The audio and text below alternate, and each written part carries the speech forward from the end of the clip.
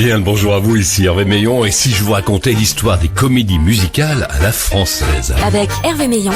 Envoyons la musique. L'opérette est un genre musical mêlant la comédie, le chant et le plus souvent la danse. L'opérette, qui règne durant toute la seconde moitié du 19e siècle, décline totalement à l'aube du 20e. Les adaptations françaises d'opérettes viennoises comme La Chauve-souris, La Veuve joyeuse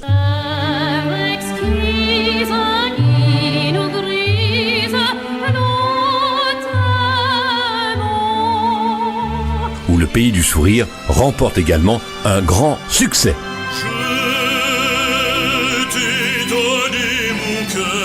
Durant la Grande Guerre, seules quelques reprises et de très rares créations sont proposées au public. Elles ont souvent un caractère patriotique, à l'instar de La Cocarde de Mimi Pinson, mais avec l'armistice, l'opérette renaît de ses cendres. C'est La Cocarde de Mimi Pinson. Avec ses petits doigts charmants, qui cousent rubans et dentelles, la midinette en s'impliquant fera des cocardes modèles.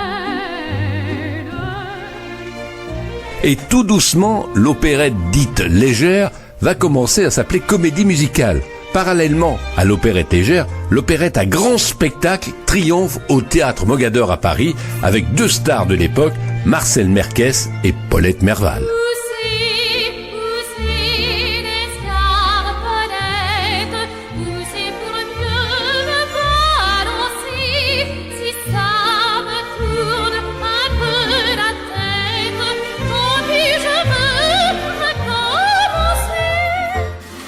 Et au Théâtre du Châtelet, un nouveau compositeur pointe son nez, il s'appelle Francis Lopez, et il va trouver une perle rare comme interprète, un jeune ténor qui va devenir la coqueluche du public et déchaîner les foules. Son nom, Luis Mariano. Je suis en tournée depuis 1 an et demi déjà.